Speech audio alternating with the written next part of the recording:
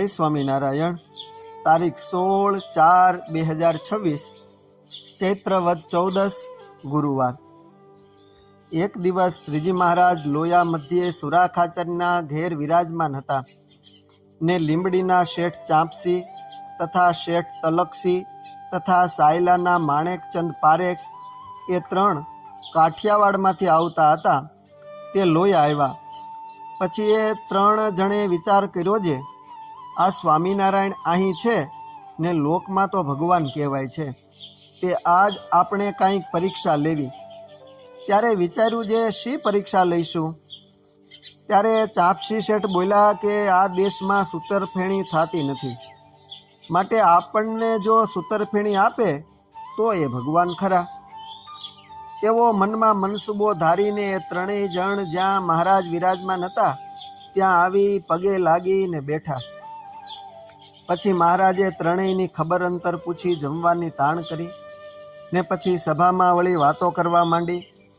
તે શેઠિયા પૂછતા ગયા ને મહારાજ તેના ઉત્તર કરતા ગયા। તે ઘણીક વાર સુધી વાતો કરી। ત્યાં કોઈ હરિભક્ત આવ્યો, તેણે મહારાજ પાસે એક માટલી ભેટ મૂકી। પછી મહારાજે આ 3 શેઠનો સંકલ્પ અંતર્યામીપણે જાણીને માટલી એ શેઠને આપી। પછી શેઠ તો ઉઠીને પોતાને ઉતારે ગયા। એ માટલીનું મોઢું બાંધેલું હતું। તે ઉતારે જઈને છોડીને જોયું ત્યારે તે માટલીમાં સૂતરફેણી દેખી।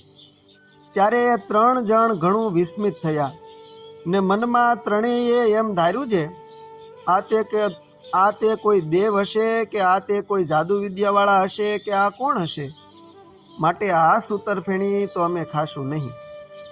એમ એ તલકચંદ અને ચાંપસી શેઠે કીધું।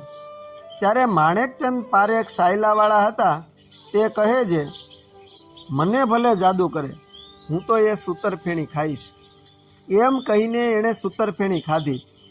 આમ એમના મનનો સંકલ્પ પૂર્ણ કર્યો ને પોતે શ્રીજી મહારાજ પાસે આવી વર્તમાન ધારણ કરીને સત્સંગી થયા। હાલ પણ એ માણેકચંદ સાયલાવાળાના વંશજોમાં બહુ સારો સત્સંગ છે।